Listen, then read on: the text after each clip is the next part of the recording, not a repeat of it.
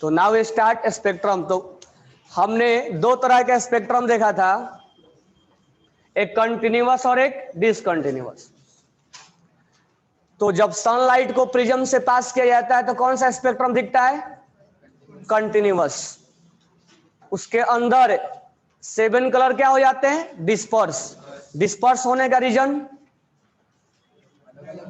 उनका वेवलेंथ क्या होते हैं?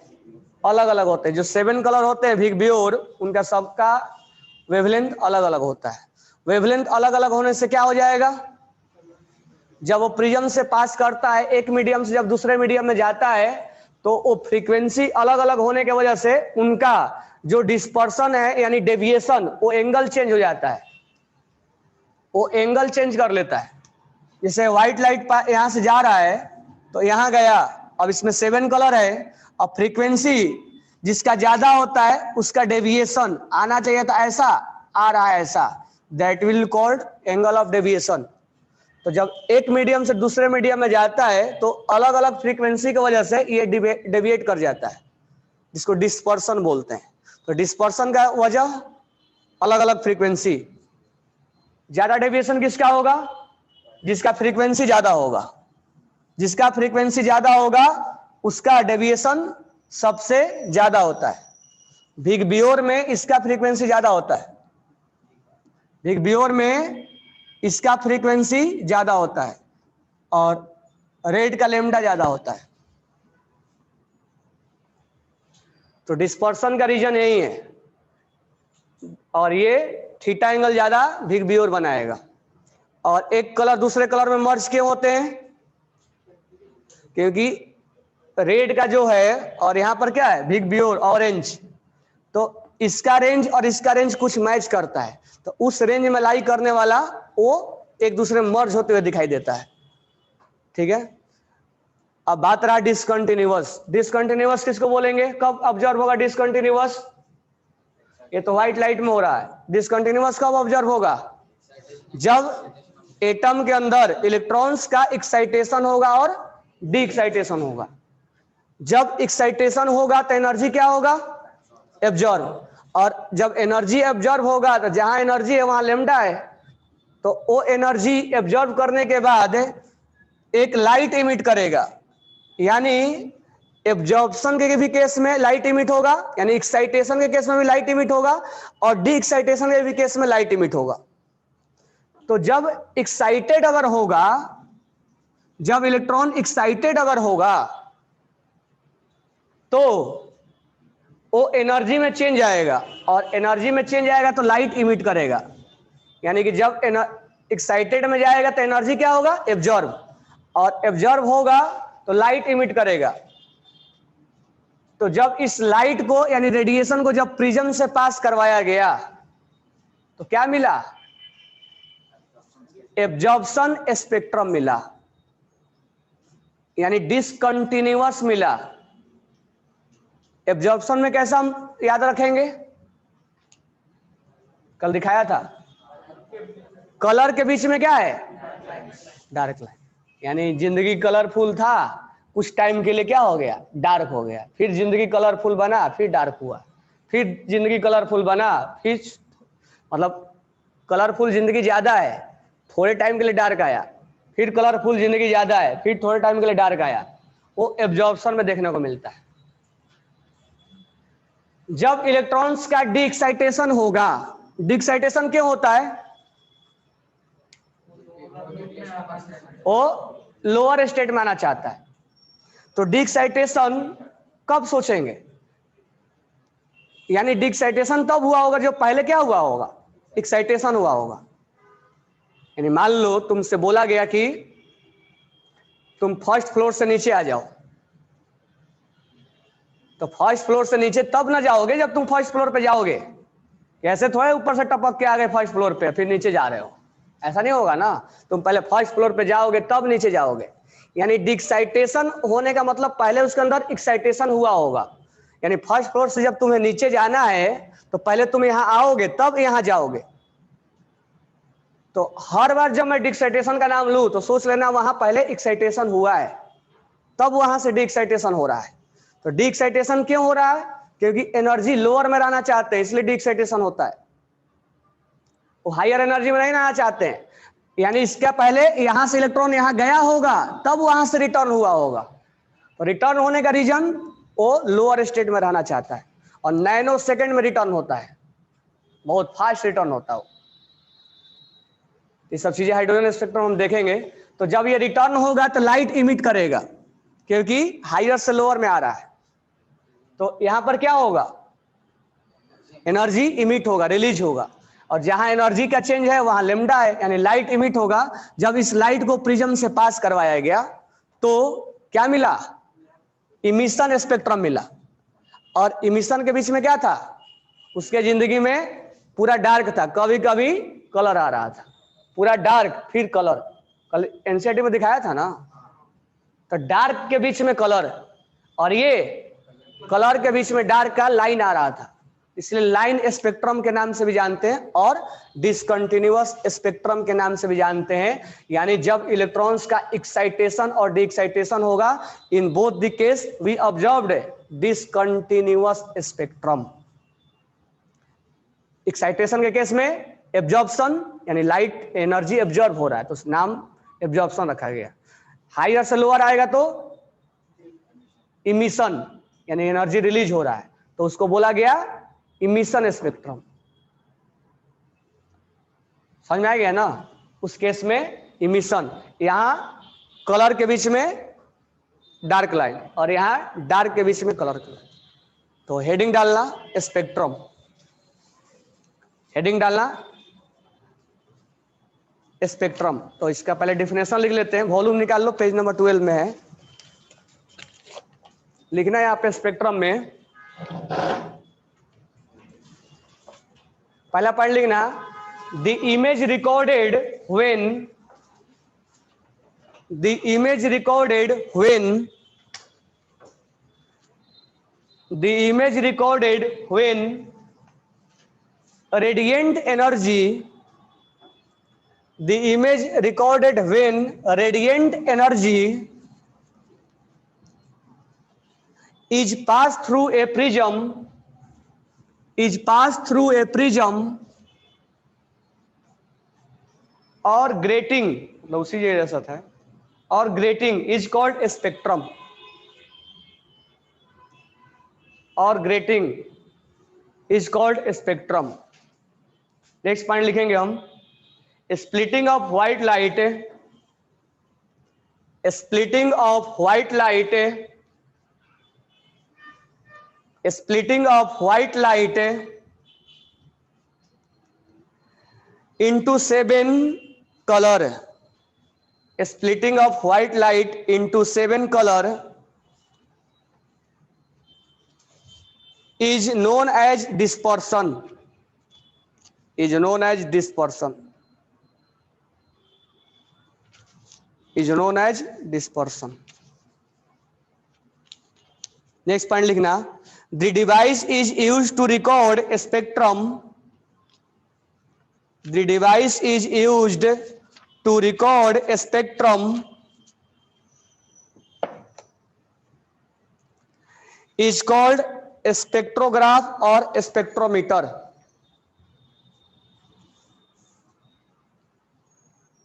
स्पेक्ट्रोग्राफ और स्पेक्ट्रोमीटर। आगे लिखेंगे हम type of spectrum, type of spectrum. इसमें लिख लेना, एक होता है continuous spectrum,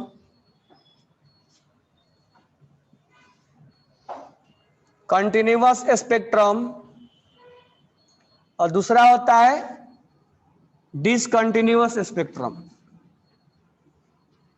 discontinuous spectrum. Discontinuous में दो टाइप होता है, एक होता है absorption spectrum, absorption spectrum,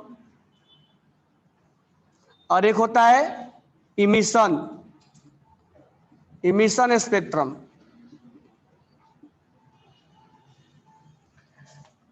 continuous कहां देखने को मिलता है, सनलाइट में या व्हाइट लाइट में।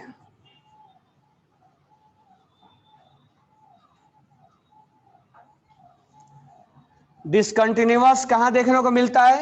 जब गैस के अंदर एक्साइटेशन, इलेक्ट्रॉन जब एक्साइटेड होते हैं या जब डी एक्साइटेड होते हैं। जब इलेक्ट्रॉन एक्साइटेड होगा तो हमें एब्जॉर्प्शन देखने को मिलता है, यानी डार्क लाइन इन कलर। और ये कब देखने को मिलता है? D excitation.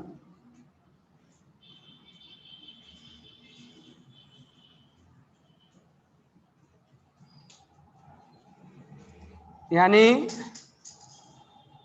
Colour line in dark. कल एनसीईआरटी में दिखाया था।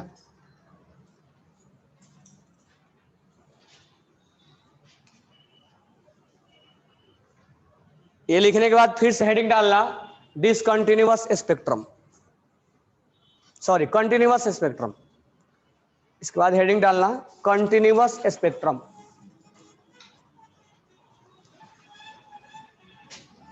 क्या हो गया? फैन बंद कर देना। हो चूहा घुस गया क्या उसमें? इसमें लिखना कंटिन्यूअस स्पेक्ट्रम में लिखना, नीचे हेडिंग डालना कंटिन्यूअस स्पेक्ट्रम। उसमें लिखना है it is observed eight it is observed that when a ray of white light it is observed that when a ray of white light pass through a prism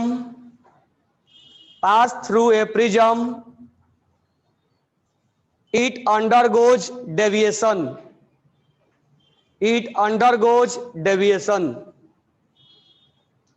full stop डालना, next point डाल के लिखना the angle of deviation is directly proportional to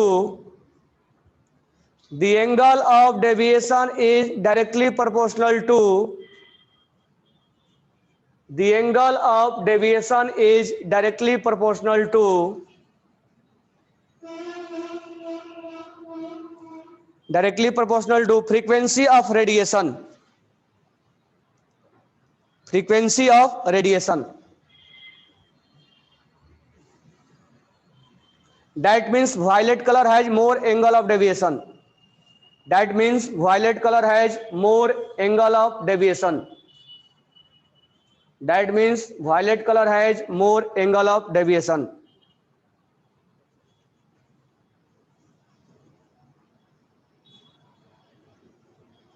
Because it has more frequency.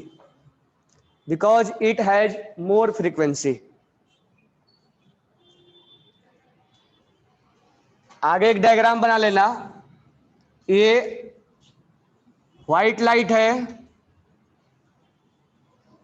इस white light को prism से पास कराया गया। सबसे ज्यादा डेविएशन का मतलब समझ में आ गया ना? एंगल जाना चाहिए था इधर, चला गया इधर। तो ये मीडियम से दूसरे मीडियम में जा रहा, फ्रीक्वेंसी अलग है। तो ये वायलेट कलर देगा। नेक्स्ट कौन सा होगा? Indigo, next blue, next green, next yellow, next orange, next. तो अगर हम ऊपर से नीचे गए तो लेमडा क्या होगा? ऊपर से नीचे गए तो फ्रीक्वेंसी क्या होगा? तो जिसका फ्रीक्वेंसी ज्यादा रहेगा उसका एंगल ऑफ डेविएशन ज्यादा है।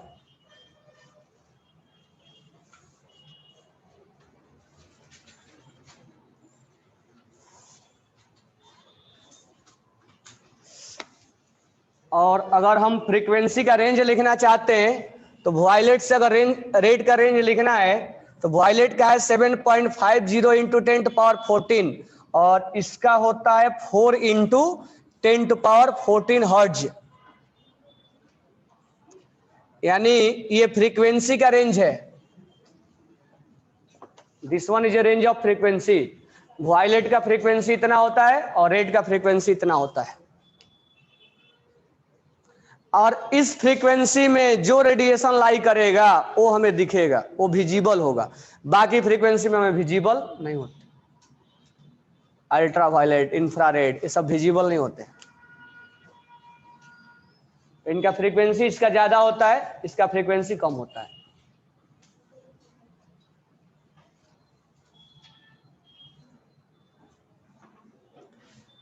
नेक्स्ट हेडिंग डालना डिसकंटिन्यूअस, जिसको हम लाइन स्पेक्ट्रम के भी नाम से जानते हैं, लाइन स्पेक्ट्रम। तो वहां पर लिख भी लेना कि डिसकंटिन्यूअस को लाइन भी बोलते हैं, क्योंकि उसमें गैप आता है ना, लाइन लाइन जैसा होता है, इसलिए लाइन स्पेक्ट्रम भी बोलते हैं। तो हेडिंग डालना discontinuous spectrum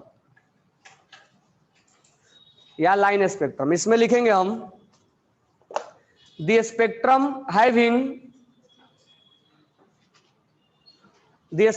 having well definite gap, well definite line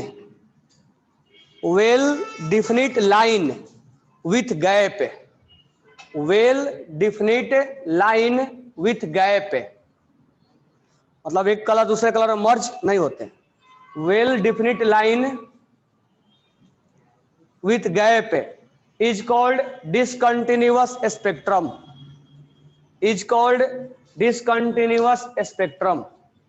इसमें पहला लिखना एब्जॉर्प्शन स्पेक्ट्रम, पहला लिखना एब्जॉर्प्शन स्पेक्ट्रम। इसमें हम लिखेंगे when gaseous atom or molecules is, when gaseous molecule or atom is heated, gaseous molecule or atom is heated, then it absorb energy, then it absorb energy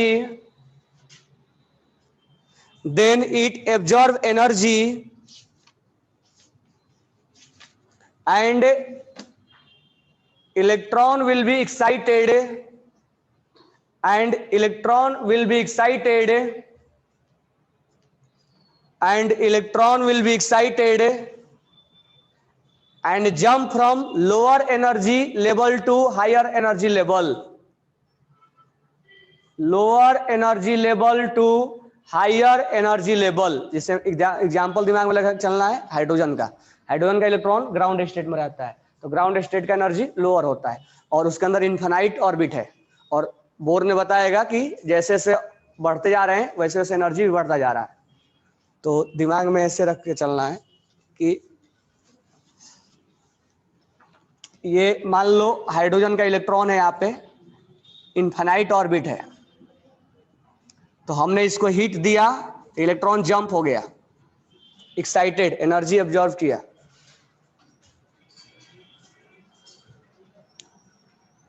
and also emitted A radiation, और जैसे ही jump मारेगा तो light emit हो जाएगा, क्योंकि जहां energy का change है वहां लेमडा है, equal to h c upon lambda, and also emitted radiation. If that radiation is pass through prism, if that radiation is passed through prism,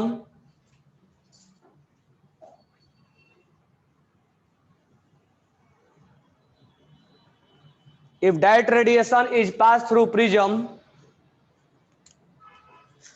चलो फिर से लिख लो, एक बार बोल दे रहा हूं और रिपीट कर दे रहा हूं।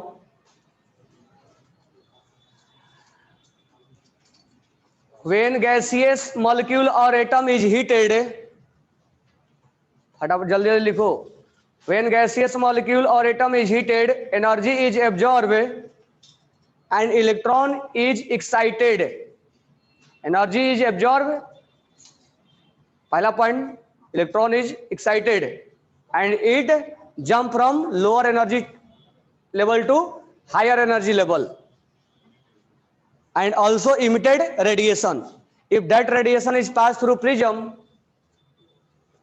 If that radiation is passed through prism, then absorption spectrum will absorbed. Then absorption spectrum will absorbed. Then absorption spectrum will absorbed. अब यहां पर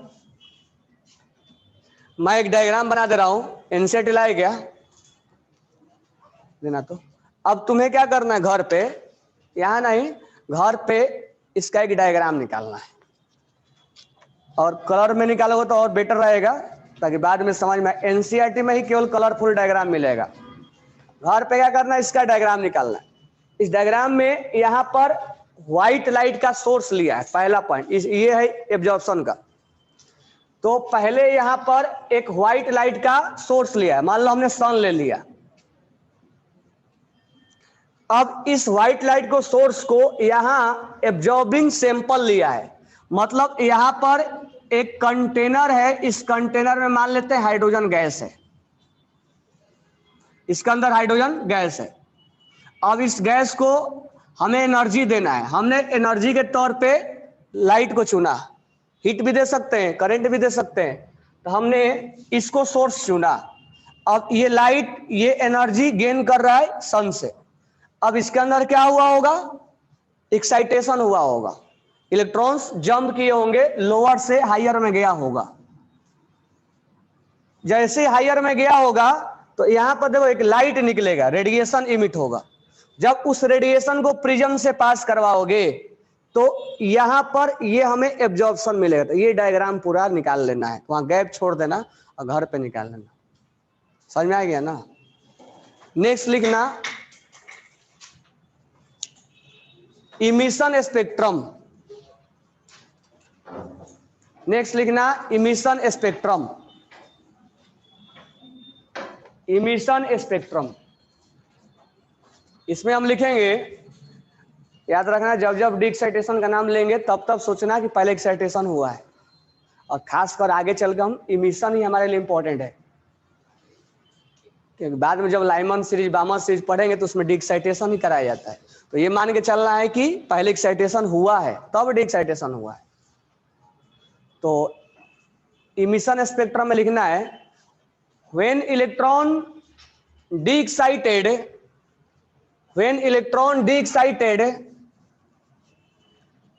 from higher energy level to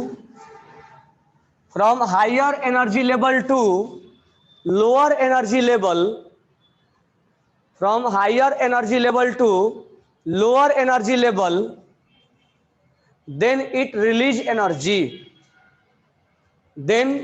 and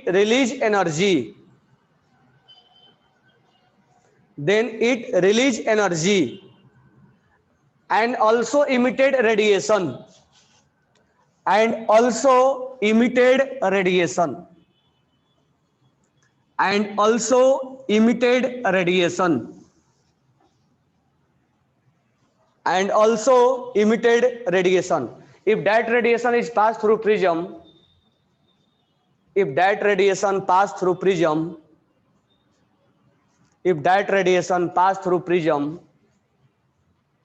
emission spectrum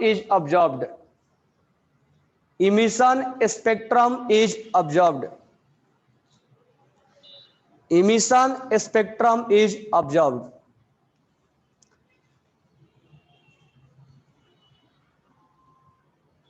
अब हमें इसका diagram निकालना। देखो यहां पर लिखा हुआ है एक्साइटेड सैंपल, पहले लिख के दे दिया है, मतलब पहले से इलेक्ट्रॉन को एक्साइटेड में लेके चला गया है। यहां सोर्स नहीं लिखा गया है कि हम एक्साइटेड करवा रहे हैं, ऑलरेडी एक्साइटेड है वो, मतलब फर्स्ट फ्लोर पे है पहले से ही, वो वहां पर पहले से वहां बैठा हुआ है, अब उसको जंप मारना है।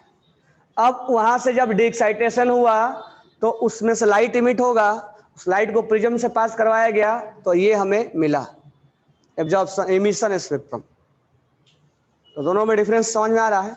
यही है डिसकंटिन्यूअस, क्योंकि कंटिन्यूअस है नहीं, मर्ज नहीं, इसमें कंटिन्यूअस में मर्ज था, इसमें मर्ज नहीं है, और दोनों में डिफरेंस है, एक में डार्क के बीच में है और इसमें कलर के बीच में है। तो दोनों डायग्राम निकाल लेना, ठीक है। अब हेडिंग डालना Bohr atomic model. Bohr atomic model, Bohr atomic model, Bohr atomic model. अब पहले हम लिंक करवा रहे हैं। एक्चुअली में क्या है, अब देखो स्टार्टिंग से हमने क्या क्या पढ़ लिया। हमने इलेक्ट्रॉन का सर्च पढ़ा, प्रोटॉन का सर्च, न्यूट्रॉन का सर्च पढ़ा, E/m वैल्यू पढ़ा, मोलिकन्स आयर ड्रॉप पढ़ा हमने। फिर इसके बाद जे थॉमसन आए, रिलेटिव पोजीशन बताया कि कहाँ पर है, प्लम पुडिंग मॉडल द्वारा। फिर रदरफोर्ड आए, रदरफोर्ड ने अपना मॉडल रखा। उसके बाद उसके अंदर EMR हमने पढ़ा कि रेडिएशन लाइट इमिट हो रहा है। फिर मतलब कुछ ये फिजिक्स से आया। उसके बाद हमने क्वांटम थ्योरी पढ़ा, फोटो इलेक्ट्रिक देखा उसके अंदर कि लाइट इमिट हो रहा है। उसके बाद हमने कंटिन्यूअस और डिसकंटिन्यूअस स्पेक्ट्रम पढ़ा। तो जैसे जैसे हम पढ़े वो सब चीजें बोर ने ऑब्जर्व किया। जो जो चीजें हम देखते आ रहे हैं, पढ़ते आ रहे हैं, वही चीजें बोर भी उस चीज को देखते आ रहे हैं। बोहर ने भी सारी चीजों को ऑब्जर्व किया कि हो क्या रहा है इसके अंदर। होने के बाद उन्होंने पहले एक एक्सपेरिमेंट सेटअप किया जिसको बोलते हैं हाइड्रोजन स्पेक्ट्रम। उन्होंने हाइड्रोजन एटम को पकड़ा। पहले समझना कहां से लिंक हुआ है। एक्चुअली बोहर मॉडल के पहले हमें हाइड्रोजन स्पेक्ट्रम पढ़ना होता है, लेकिन मैं पढ़ा इसलिए नहीं रहा हूं कि उस जल्दी पहले समझ में नहीं आएगा। लेकिन हाइड्रोजन स्पेक्ट्रम ही उनका बोहर का मेन एक्सपेरिमेंट था।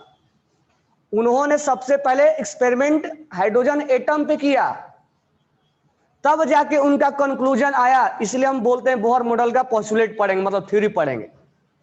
तो थ्योरी पढ़ाने के पहले हम हाइड्रोजन स्पेक्ट्रम नहीं बता रहे, लेकिन उसका मैं कंक्लूजन बता रहा हूं कि उन्होंने कैसे लिंक किया होगा।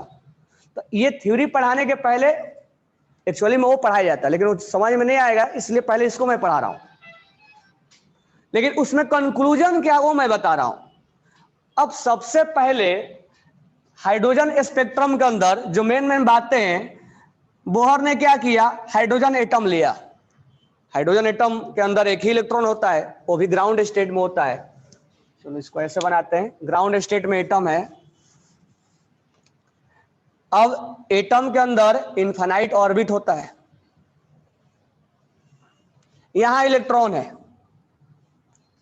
अब इसको बोहर ने एक्साइटेड करवा के डी एक्साइटेड करवा के देखा। एक्साइटेशन और डी एक्साइटेशन करवाने के बाद उसको बोहर को डिसकंटिन्यूअस स्पेक्ट्रम मिला। अब इस बात को उन्होंने पकड़ लिया। इसके पहले रदरफोर्ड ने क्या बोला था? रदरफोर्ड ने यह बोला था कि इलेक्ट्रॉन जो है वो घूमते हैं, इलेक्ट्रॉन्स जो है वो न्यूक्लियस के चारों तरफ घूमते हैं। क्या उन्होंने पाथ बताया था क्या कि ये सर्कुलर पाथ पे घूमता है, या ऑर्बिट नाम का कोई चीज होता है? ऑर्बिट उनका दिया हुआ नहीं है, ऑर्बिट बोहर का दिया हुआ है। हम ना बोल रहे हैं कि इलेक्ट्रॉन्स अपने पाथ पे घूम रहे हैं। ये बात रदरफोर्ड को नहीं मालूम था। रदरफोर्ड ने इतना ही बोला था कि इलेक्ट्रॉन जो है वो न्यूक्लियस के चारों तरफ घूमता है। पाथ वगैरह का नाम नहीं लिया था उन्होंने कि एक ऑर्बिट नाम का कोई चीज भी होता है जिन्होंने घूमता है उसके पाथ पे। तो पहले हम रदरफोर्ड के पास आते हैं। उन्होंने क्या बोला था? इलेक्ट्रॉन्स घूमता है, और वो भी कांस्टेंट एनर्जी से घूमता है, एनर्जी भी कम नहीं होता। तभी तो लोगों ने पूछा था कि एनर्जी कम क्यों नहीं हो रहा है, कम होते होते उसको गिर जाना चाहिए था। तो जब इससे पूछा गया, देखो यहीं से कॉन्ट्राडिक्ट निकल गया कि इलेक्ट्रॉन्स जब कांस्टेंट पाथ पे घूम रहे हैं, तो जब इलेक्ट्रॉन्स घूमेगा तो लाइट तो इमिट करेगा ही। तो जब कांस्टेंट पाथ पे घूम रहा है, एनर्जी खत्म ही नहीं हो रहा, उसका चेंज ही नहीं हो रहा है, तो इसके अंदर जो लाइट इमिट हो रहा है और उस लाइट को प्रिज्म से पास करवा के जब देखा जा रहा है तो कंटिन्यूअस मिलना चाहिए। यही बात हुआ ना कि हम घूम रहे हैं कांस्टेंट पाथ, तो कहीं जंपिंग हो रहा कोई नाम ही नहीं है। जंपिंग ये लेके आए बोहर, यानी जो हम जंपिंग के बारे में बात कर रहे हैं वो सब बोहर के अंदर, ये डी एक्साइटेशन एक्साइटेशन सब हाइड्रोजन स्पेक्ट्रम के अंदर आएगा। उसके पहले ये सब नहीं था, रदरफोर्ड के टाइम नहीं था।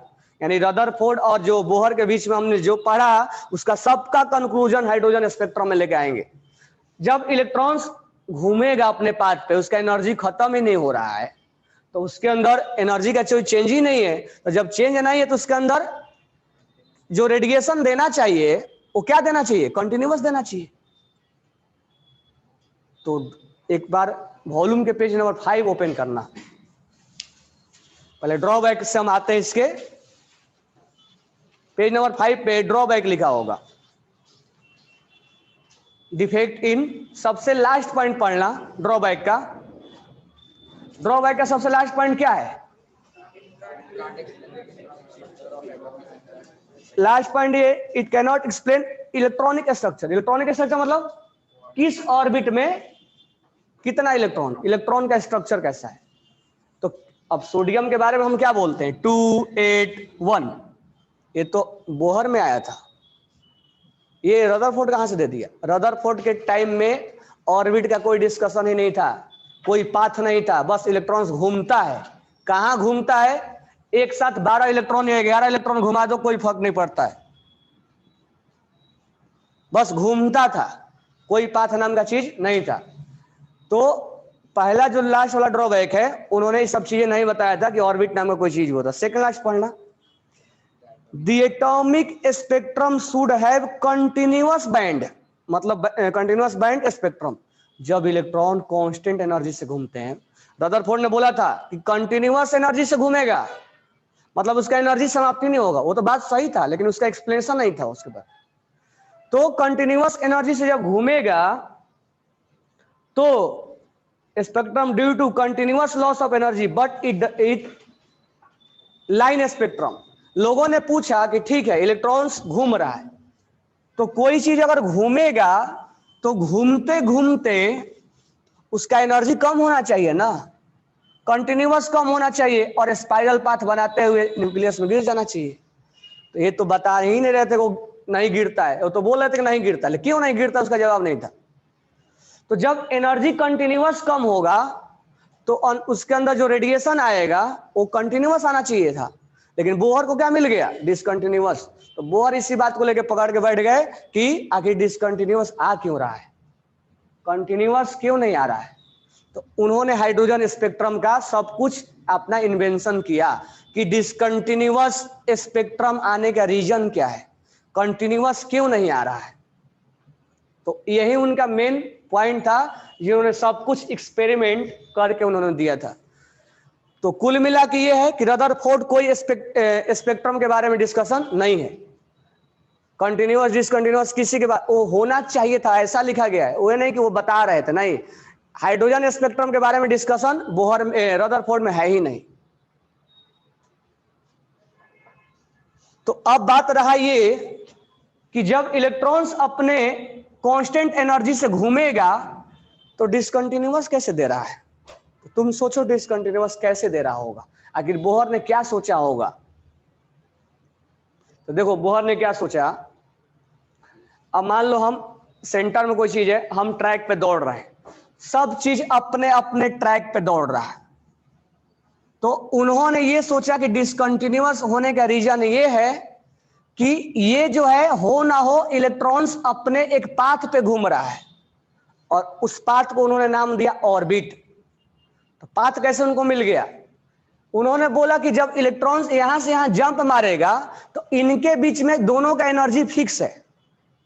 उन्होंने बोला कि ऑर्बिट है, ऑर्बिट का एनर्जी फिक्स है, ऑर्बिट का यहां से रेडियस फिक्स है। अब ऐसा नहीं मर्जी होगा कि ये इलेक्ट्रॉन्स ये गैप रहेगा, ये नहीं होगा कि ये गैप यहां आ जाएगा, यानी ये जो रेडियस होगा ये फिक्स होगा, यहां से ये रेडियस यहां से फिक्स होगा, यानी जो ट्रैक बना होगा उसी ट्रैक पे इलेक्ट्रॉन्स घूमेंगे। और जब घूमेंगे तो जब इलेक्ट्रॉन्स जंप मारेगा तो उतना ही एनर्जी को क्या करेगा? एब्जॉर्ब। जो ट्रैक के बीच में एनर्जी का गैप है, मान लो यहां 5 है यहां 10 है, तो डिफरेंस कितना है? 5 का, ठीक है। तो वो 5 जूल ही एनर्जी को गेन करेगा। यानी जब हम लाइट इमिट करेंगे, जब इसको हम लाइट देंगे एक्साइटेशन के लिए, जो सनलाइट हो जो है, तो सनलाइट के अंदर बहुत सारे पैकेट ऑफ एनर्जी है, तो वो केवल 5 जूल वाले को ही चुराएगा, दूसरे 6 जूल को यूज नहीं करेगा। वो 5 जूल को ही गेन कर लेगा और इलेक्ट्रॉन जंप मारेगा, तो एनर्जी में चेंज आएगा, और यही चेंज की वजह से डिसकंटिन्यूअस आता है। यानी डिसकंटिन्यूअस का रीजन उन्होंने सब कुछ बता दिया कि ये ऑर्बिट है, यानी अपना अपना पाथ है, अपना अपना ट्रैक है, उसी ट्रैक पे इलेक्ट्रॉन्स घूमते हैं, और ये ट्रैक के बारे में जानकारी रदरफोर्ड में नहीं था। यानी कुल मिला के ये है कि सेंटर से ऑर्बिट, यानी इलेक्ट्रॉन्स अपने अपने ऑर्बिट में घूमेंगे, और उस ऑर्बिट का डिस्टेंस इससे फिक्स होगा सेंटर से। उस ऑर्बिट में हर ऑर्बिट का एनर्जी अपना अपना होगा, इस ऑर्बिट का एनर्जी अपना होगा। यहां इलेक्ट्रॉन जो रहेगा वो अपने कांस्टेंट एनर्जी से घूमेगा, उसका भी रीजन बताया कि वो कांस्टेंट एनर्जी से घूमेगा, वो सेंट्रीपिटल सेंट्रीफ्यूगल है। यहां जो इलेक्ट्रॉन होगा, अगर यहां चला या इलेक्ट्रॉन एक्साइटेड होगा, तो ये अपना कांस्टेंट एनर्जी से घूमेगा। यानी ऑर्बिट है, ऑर्बिट का रेडियस फिक्स है, ऑर्बिट का मतलब ट्रैक का रेडियस फिक्स है, एनर्जी फिक्स है।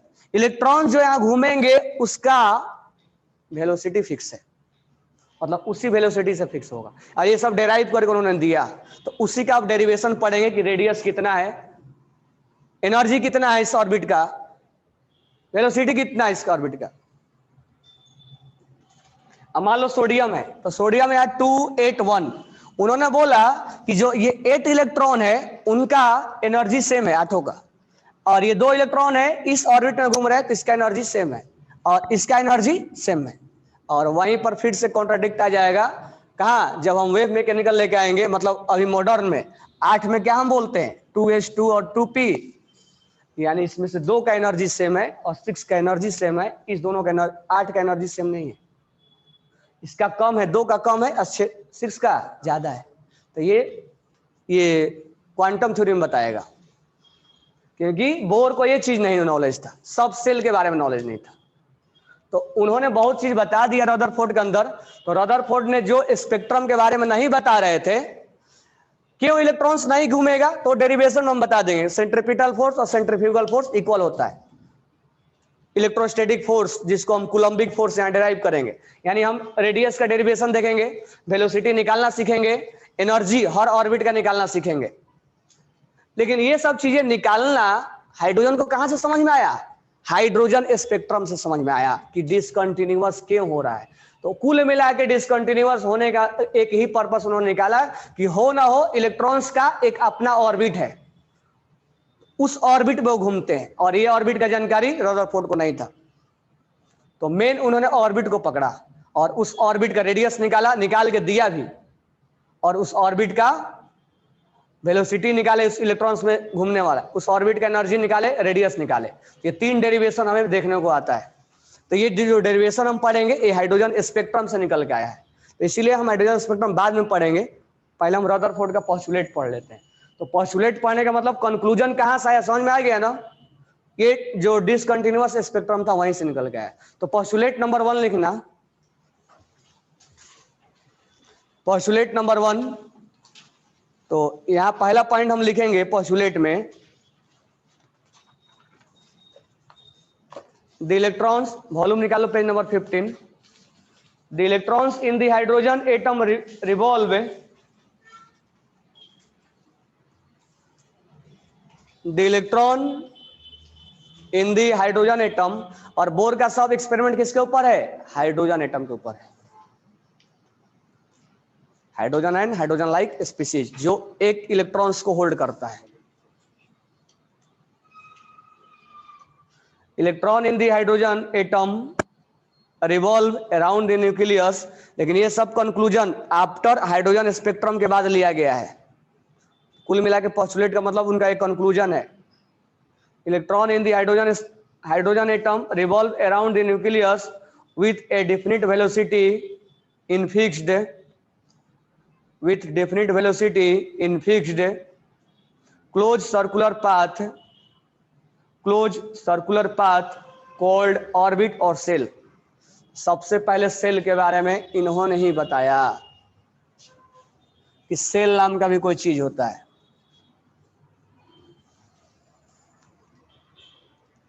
सेकंड पॉइंट लिखना ये, electron in hydrogen atom, sorry, there are designed at, ऐसे लिख लेना, KLMN नाम दिया था उन्होंने, KLMN, यानी ऑर्बिट नंबर 1 को K2 3 4 KLMNOP।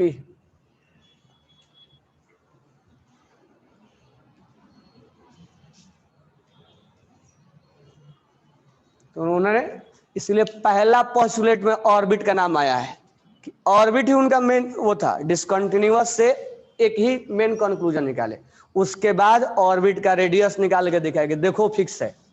तो जब उसके बाद एक्सपेरिमेंट किए कि देखो रेडियस कैसे फिक्स आ रहा है, लोगों ने पूछा कि आखिर कैसे ऑर्बिट फिक्स है, एक ही पाथ पे कैसे ट्रेवल कर, तब उन्होंने रेडियस निकाला, बताया कि देखो ये फिक्स आ रहा है, इलेक्ट्रॉन इतना ही दूरी पे घूमेंगे, ये इलेक्ट्रॉन इतना ही दूरी पे घूमेगा, इनके बीच का जो गैप है वो गैप उतना ही मेंटेन रहेगा, इसीलिए वैकेंट स्पेस है सब।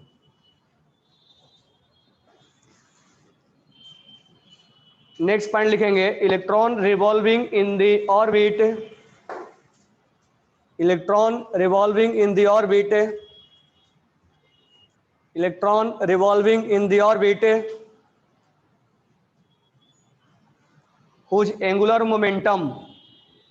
whose angular momentum I omega, I मतलब मोमेंट ऑफ इनर्शिया, फिजिक्स में पढ़ोगे और पहले यहां समझ लो इसके बाद लिखना।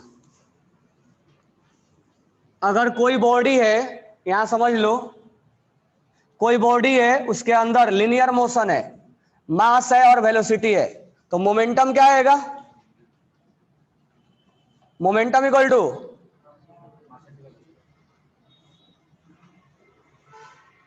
मास इंटू वेलोसिटी। जब लिनियर मोशन करेगा तो मास इंटू वेलोसिटी। जब ये ही ऑब्जेक्ट को सर्कुलर मोशन करवा दिया, सर्कुलर पढ़ लिए तुम लोग, जब सर्कुलर पाथ पे घूमेगा तो इसके अंदर मोमेंटम क्या होगा? यही होगा mv, और इसमें रेडियस से क्या कर देना है। तो ऑब्जेक्ट अगर लिनियर पाथ पे घूमेगा तो मास इंटू वेलोसिटी, और जब सर्कुलर पाथ पे घूमेगा तो उसको एंगुलर मोमेंटम का नाम दे दिया जाता है। एंगुलर मोमेंटम है, लिनियर मोमेंटम है, एंगुलर मोमेंटम है। तो एंगुलर मोमेंटम में बस इसके रेडियस से मल्टीप्लाई कर देना है, mvr। फिजिक्स में बहुत डिटेल पढ़ोगे, चैप्टर है सर्कुलर मोशन। तो एंगुलर मोमेंटम यानी mvr, यानी वो ऑब्जेक्ट जो है वो सर्कुलर पाथ पे चल रहा है, और इसको एंगुलर मोमेंटम को आई ओमेगा बोला जाता है। I omega, omega Y velocity v into R को बोला जाता है। ये मोमेंट ऑफ इनर्शिया है और ये ओमेगा है। तो आई ओमेगा का यहाँ यूज नहीं आएगा, यहाँ यूज आएगा इसका। तो एंगुलर मोमेंटम का वैल्यू याद रखना mvr। तो electrons revolve in the orbit part which angular momentum is equal to, angular momentum is equal to. अब उन्होंने एक्सपेरिमेंट किया और जो एंगुलर मोमेंटम आ रहा था, अब ये सब डायरेक्ट कंक्लूजन लिखा हुआ है, क्योंकि कैसे कैसे एक्सपेरिमेंट किया वो नहीं है। अब जो एंगुलर मोमेंटम आ रहा था, अब ये मान के चलते हैं कि यहाँ इलेक्ट्रॉन्स घूम रहा है, कुछ इलेक्ट्रॉन मान लो यहाँ घूम रहा है, तो जो एंगुलर मोमेंटम आ रहा था, अब यहाँ रेडियस अलग है, यहाँ रेडियस अलग है, यहाँ रेडियस अलग है, तो जो एंगुलर मोमेंटम आ रहा था mvr, उसका उन्होंने एक वैल्यू देखा। वो जो वैल्यू बार बार आ रहा था, वो वैल्यू एक चीज से रिलेट हो रहा था। उन्होंने देखा क्या कि mvr का जो वैल्यू है वो h/2π, यानी प्लैंक कांस्टेंट और 2π के वैल्यू के इंटीग्रल मल्टीपल में आ रहा था। यानी इसके 1 टाइम या 2 टाइम या 3 टाइम या 4 टाइम आ रहा था। और ये इनका डेरिवेशन का सबसे इंपॉर्टेंट पॉइंट था, इसी से सब ड्राइव हो जाएगा। mvr equal to nh/2π। h क्या है? Planck constant.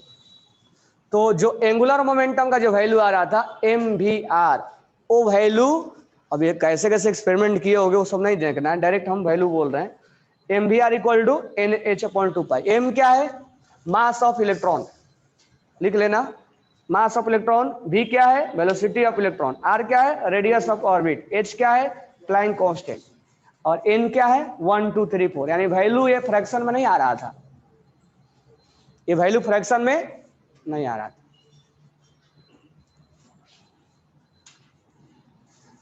कोई डाउट नहीं है ना?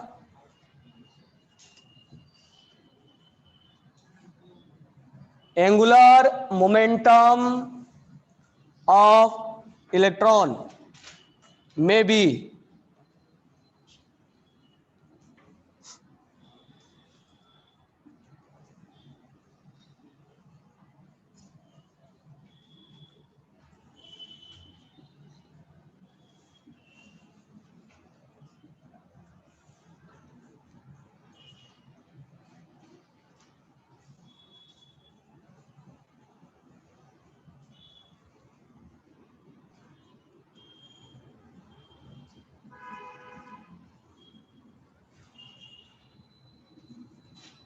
इसमें से बताओ कि एंगुलर मोमेंटम कौन पॉसिबल है?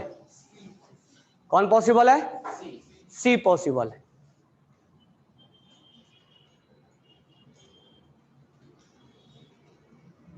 यहाँ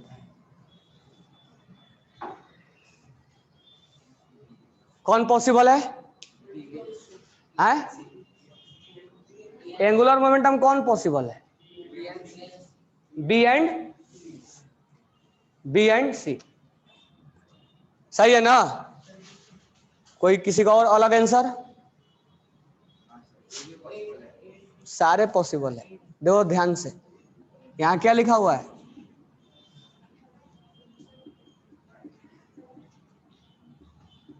क्या ये दोनों वैल्यू अलग अलग है? तो यहाँ n के जगह पे क्या लिखा हुआ है? यहाँ क्या लिख दिया मैंने? ये भी पॉसिबल है, ये मत सोचना कि फ्रैक्शन में है।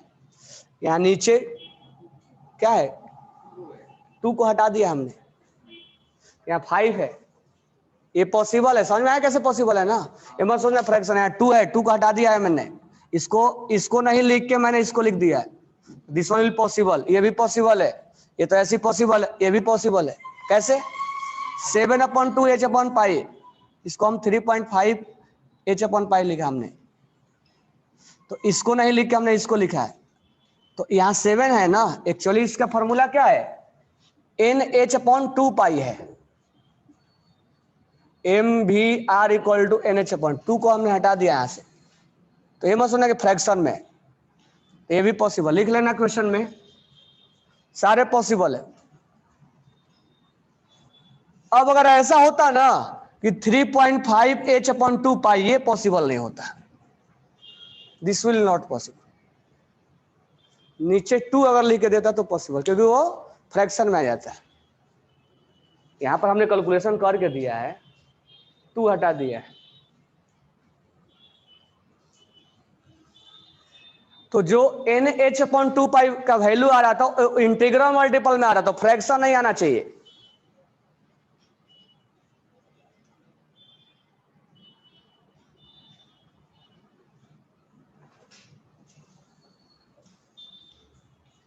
नेक्स्ट लिखना, each orbit is associated, each orbit is associated, ये सब बोल रहे हैं, बाद में इसका प्रूफ हम देखेंगे। कल रेडियस, वेलोसिटी, एनर्जी सब निकालेंगे। The orbit is associated with, ये सब कंक्लूजन है। पहले हाइड्रोजन स्पेक्ट्रम से सब एक्सपेरिमेंट हुआ है और उसके बाद ये कंक्लूजन है।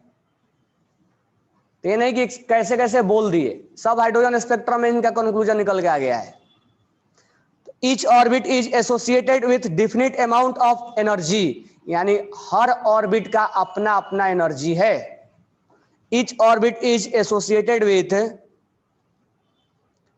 Definite amount of energy, definite amount of energy. So these are also called,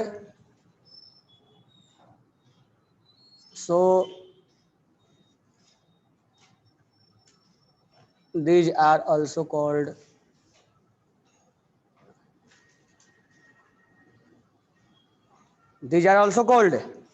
energy level और energy state।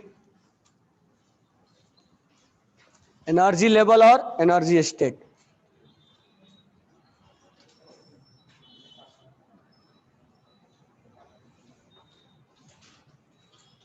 एनर्जी लेवल और एनर्जी स्टेट, तो हर ऑर्बिट का अपना अपना एनर्जी है, ये ड्राइव करेंगे हम आगे, और ये सब कंक्लूजन आफ्टर हाइड्रोजन स्पेक्ट्रम के बाद लिया गया। नेक्स्ट लिखना, energy of electron does not change,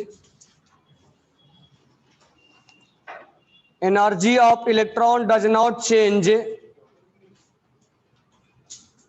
energy of electron does not change as long as the electron revolve in the orbit, the electron revolve in the orbit। एक electron जब अपने path पे घूम रहा है तो उसका एनर्जी तब तक चेंज नहीं होगा जब तक वो पाथ को चेंज ना कर दे, मतलब दूसरे में चले ना जाए, जंपिंग ना हो जाए उसका। तो बिफोर जंपिंग उसका एनर्जी क्या होगा, फिक्स होगा। Revolve in the orbit, hence these orbit are also called stationary orbit और स्टेशनरी स्टेट, यानी इस सब सारे ऑर्बिट का एनर्जी फिक्स होगा। सारे एनर्जी ऑर्बिट का एनर्जी क्या होगा, फिक्स होगा। ऑर्बिट नंबर 1 का एनर्जी फिक्स होगा, ऑर्बिट नंबर 2 का एनर्जी फिक्स होगा, 3 का फिक्स, सब हम कैलकुलेट करेंगे, कल डेराइव करेंगे पहले, और इसके ऊपर न्यूमेरिकल्स स्टार्ट हो जाता है, कल हम सब डेरिवेशन करके दिखाएंगे।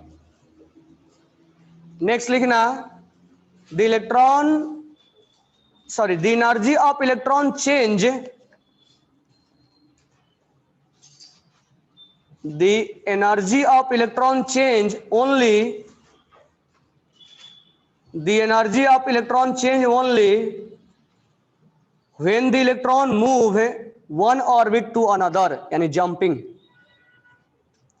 when electron move one orbit to another, मतलब एक ऑर्बिट से दूसरे ऑर्बिट में जाएंगे तभी एनर्जी का चेंज आएगा।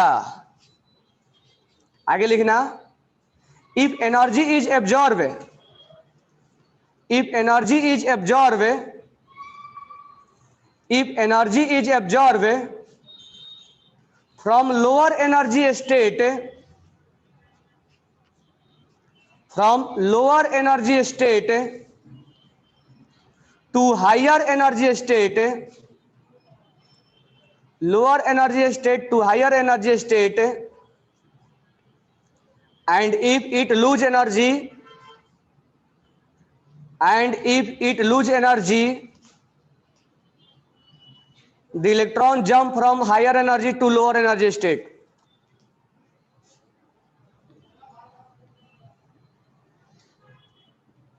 इस पॉइंट को इसलिए लिखवा दे रहा हूं, कल से रेडियस का एक्सप्रेशन करेंगे, वो डेरिवेशन करेंगे। आगे लिखना, the change in energy is given by,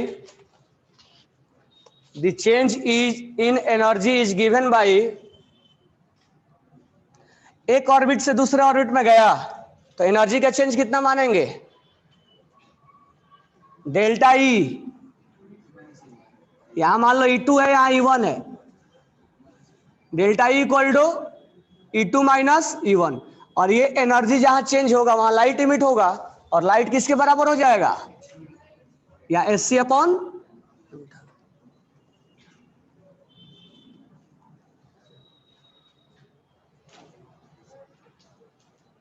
और यही सब एक्साइटेशन हाइड्रोजन स्पेक्ट्रम पढ़ना है, जंपिंग, डी एक्साइटेशन, तो इसीलिए पहले इसको पढ़ लेंगे। तो कल मैं डेरिवेशन करके बताऊंगा रेडियस का, तो एक बार डेरिवेशन थोड़ा देख के भी आना। रेडियस निकाल के देंगे, एनर्जी निकाल के देंगे, और वेलोसिटी निकाल के देंगे, ठीक है। उसके बाद इसका न्यूमेरिकल्स, और फिर हम आ जाएंगे हाइड्रोजन स्पेक्ट्रम पे, टाइम पीरियड, आयोनेशन पोटेंशियल,